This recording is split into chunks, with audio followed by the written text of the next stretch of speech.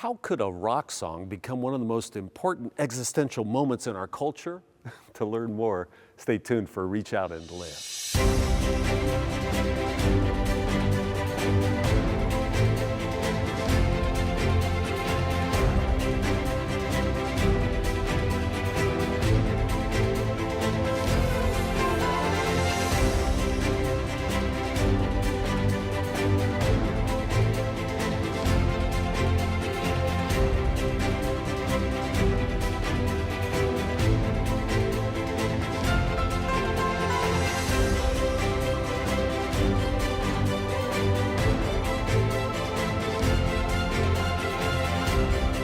Welcome to Reach Out and Live, a program of music and scripture and sermon brought to you each week by the many viewers and members of First-Plymouth Church, Lincoln, Nebraska. Hey, I'm Jim, minister at First-Plymouth. Now this week we're in Matthew 16 where Jesus asks, "Who do people say that I am?" What is Jesus' fundamental identity? We'll explore that, but we have our beautiful Plymouth choir. The congregation is gathered. Let's worship.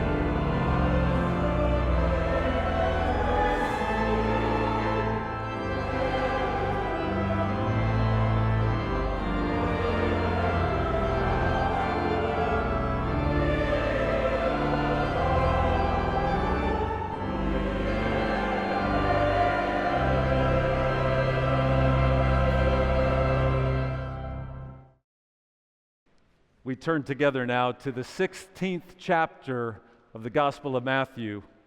Listen. Now, when Jesus came into the district of Caesarea Philippi, he asked his disciples, "Who do people say that the Son of Man is?" And they said, "Some say John the Baptist, but others Elijah, and still others Jeremiah or one of the prophets." And then Jesus said to them, "But who do you say that I am?" Simon Peter answered, "You are the Messiah, the Son of the living God."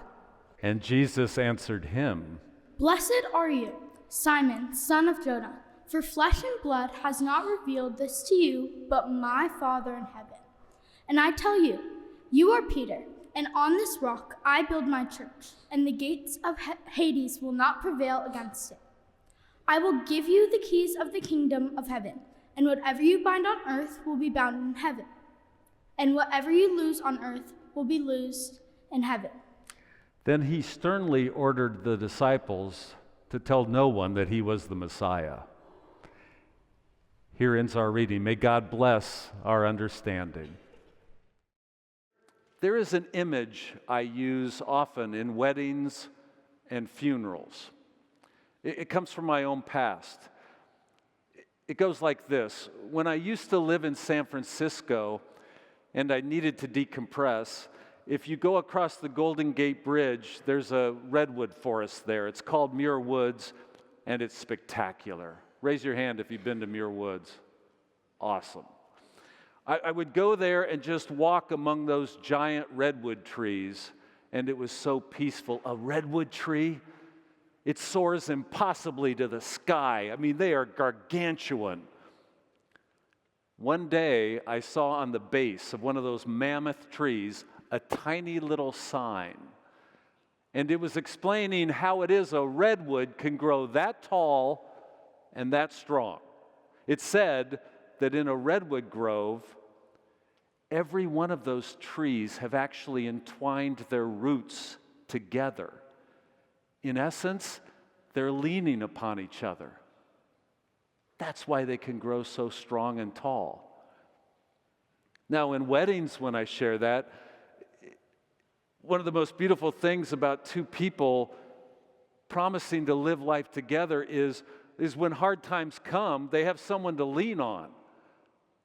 I know maybe that sounds a little negative, but it's one of the most beautiful things about marriage, because there will always be hard times ahead, guaranteed. But now they won't face it alone. So what makes a marriage tall and strong is being there for one another. In funerals, when I share that, it's because I'm standing up here and at a funeral looking at those gathered, and I see this entwining of roots where family has come together. A joyful aspect of funerals is some extended family haven't seen each other in years, and they come together, and the friends that are there all entwining their roots, all leaning upon each other.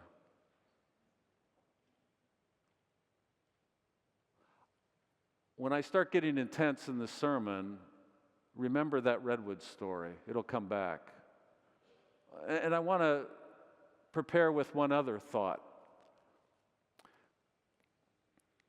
In the 5th and 4th centuries BC, suddenly these great thoughts emerged. It was like the human brain had evolved, and there was this stream of amazing thoughts and ideas.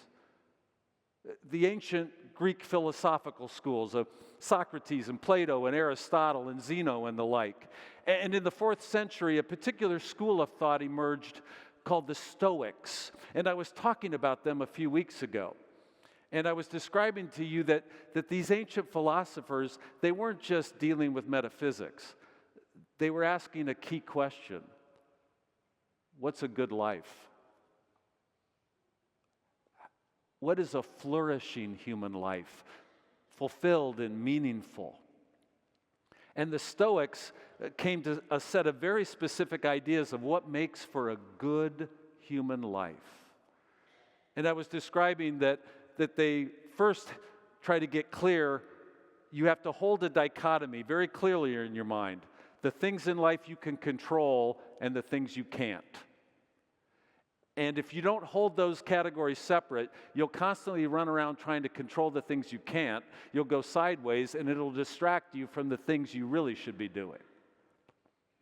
And then they said, and this takes courage, takes some inner fortitude, they said you have to understand there is always one thing you can control. You can't control external events, but you can control how you react to them. What I didn't describe was the Stoics held this ethic of inner freedom. Epictetus, one of the great Stoic thinkers, was a slave. And he came to this basic philosophical idea that you can enslave my body, but you can't enslave me. An inner freedom. There is something in you the world can't touch. You are in this world, but not completely of it. You have an inner freedom. That will come back around too. So Matthew 16 is a pivotal moment in our gospel. People are wondering who Jesus is. Who is he really?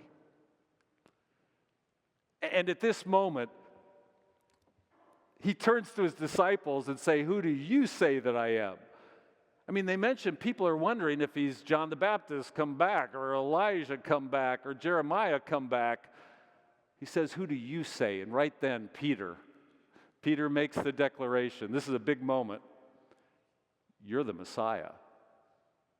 You're the Son of the living God. Okay. They know his true identity. But here's the thing. The gospel kind of plays around with Jesus' identity in some very interesting ways. Like, why was it even a question? The very first verse of the Gospel of Mark says he's the Son of God. In Matthew and Luke, right at the beginning, you got this miraculous birth, and you got angels declaring him, and you've got shepherds and wise men and the star. I mean, it's obvious he's the Messiah, the Son of God. Why did people get confused? But they do. They can't hold on to his true identity. By the middle of the gospel, now finally the disciples look like they have it. But then they lose it. Remember in the story, interesting way to tell the story. They know he's the Messiah, Son of God, but when he goes to the cross, they desert him. If they really thought he was the Son of God, they wouldn't have deserted him. So they lose a sense of his true identity. Interesting way to tell a story, because then in the resurrection, his identity still remains unclear. Mary Magdalene, who loved Jesus, is at the tomb, encounters the resurrected Jesus, and doesn't recognize him. She thinks he's the gardener. Oh, what it does with this identity issue. Interesting. And the disciples on the road to Emmaus didn't know who he was. I think our gospel, when it's playing with his identity, is trying to get you to ask, who do I think he is? It wants you to internalize it. Who do you think Jesus really is? Do you have a good hold of that? Because in our lives, we can move in and out of having a good hold on his true identity. But the gospel is doing even more. It's trying to make you deeply internalize this question and ask, who are you? I mean, who are you really? Do you know who you are? Oh, because identity becomes complex in our world. The world's going to put a lot of identities on you. Do you know who you really are? There's a myriad of identities that the world will place, roles and identities, and the world will want you to conform to it. I mean, just think, my personal identities, I'm a father, a husband, a son, a friend. These are big identities. And there's professional identities. I'm a pastor. You take on your work identity big time, but there's cultural identities, race, class, gender, all that. I mean, so I'm carrying around a lot of identities. I'm white, I'm an old dude, I'm straight, I go on and on and on. The world will put many identities upon you. That's not bad. But is that who you really are? And the world will want you to conform completely. Will you? No category can encapsulate who you are. No label is who you really are. Who are you? I'm getting intense. Well, let me get really intense. There are conforming pressures around this identity. Let me take you back to basics. We evolved as biological beings with a key aim, self-preservation. No doubt about that. Self-preservation. And in society or any groups, you have to assume some identities to get along, to self-preserve. You just have to do that. Now, psychologists have thought that we probably form our sense of self in adolescence. But we don't do that by introspection. We don't do that by thinking, okay, who am I really, and going inside. Because if you really go inside and sit with it, you're a whole mix of perspectives and feelings. You got a lot going on in there, right? it's not obvious who you really are. So how we do it, they say, is you form a sense of self by picking a model or exemplar. You'll see in somebody else the best self you want to aspire to, those qualities and those attributes. And then what you will do is imitate them. Psychologists will tell you that human beings, we are great imitators. We mimic by nature. We have mirror neurons in our brains. We can mimic, we can copy. This is what we do. You have an exemplar, a model, and you say, I'm going to strive for that. And you form this sense of identity.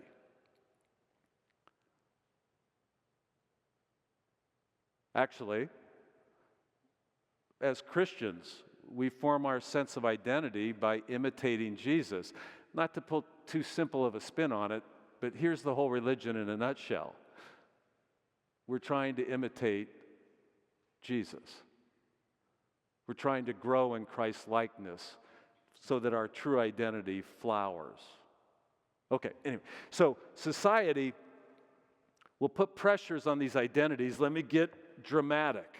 Some anthropologists believe early in our evolution, when we were hunter-gatherer groups, small tribal units, that there would be certain people that were just violent, and they call it reactive violence. There were people that would just in a hot-blooded way act out in violence, and the tribe couldn't have that. And so the anthropologists have what they call an execution thesis. They think way back in our evolutionary history, what we did with those people, we killed them.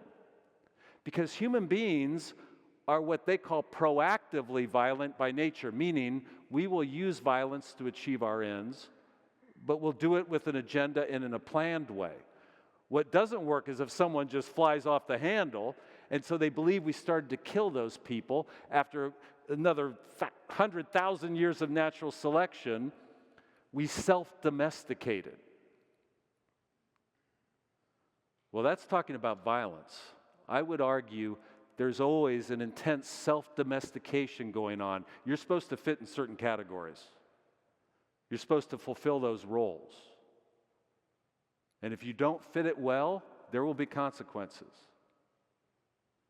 Anthropologists talk about what they call a tyranny of the cousins, that even in any kinship group, there will be pressure for you to measure up, for you to fulfill the roles you are supposed to fulfill.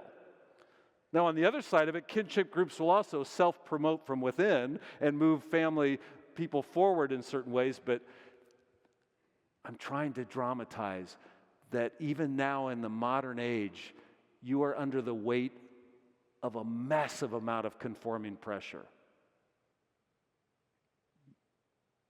You fit a category, you better do well in how you manifest that category.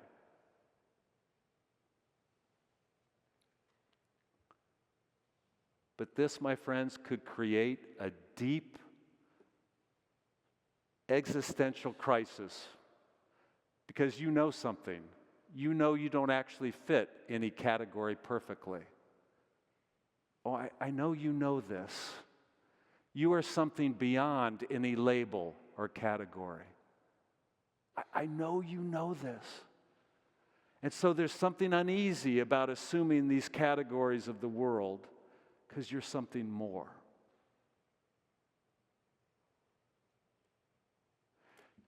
This is where it is essential to have what the Stoics called inner freedom. Sure, take on labels from the world. Sure, you fit a lot of categories. But know that you have an inner freedom from all of those definitions. You're something more. And it's going to take some courage, because we'll subsume ourselves in these labels.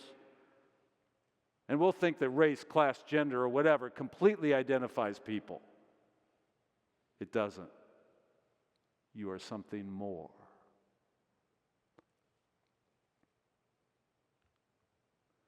This Stoic ethic of inner freedom isn't easy. Do you remember Colonel James Stockdale? He was an Air Force test pilot. He was flying a mission in Vietnam. He had been studying Epictetus for years. He had been trying to develop this sense of inner freedom and knowing that you can only control how you react to events, you can't control events. And he's flying a mission over Vietnam. He takes flak. He has to eject. And at the very moment he's ejecting from the fighter plane, he says to himself, now I will see if I can live by my principles. Now I will be tested. He's going to land or parachute down into enemy territory. Indeed, he was taken into the Hanoi Hilton, and he became this astounding vision of someone that held an inner freedom. They could enslave him, but he kept organizing communication groups in the prison. He kept trying to help the other prisoners and showed a courage that is unbelievable because he trusted that they could enslave his body, but not him. And he held to it. We won't be heroes like that all the time, but you better hold to this. You are in the world. The world will try to squeeze you into categories, but you are not of the world. You are a soul. It says in Romans chapter 12, verse 2, do not be conformed to the world, but be transformed by a renewal of the mind. Do not let the world squeeze you into its categories. You are something way beyond that. You are a soul. You are a person, a consciousness. You are something infinite. You are a miracle. You can't be put in another category. The soul is the biggest category.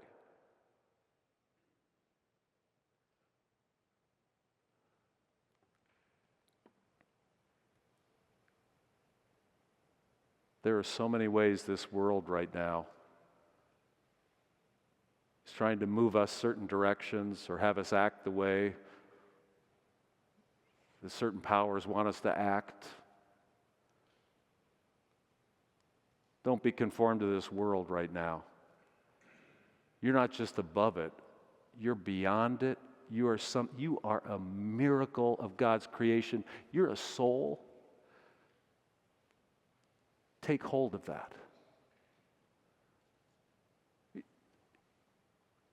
Like a redwood, we've entwined our roots in culture and all these conforming categories.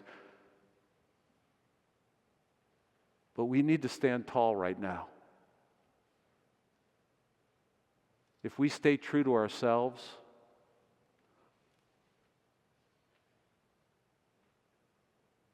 what a world it could be.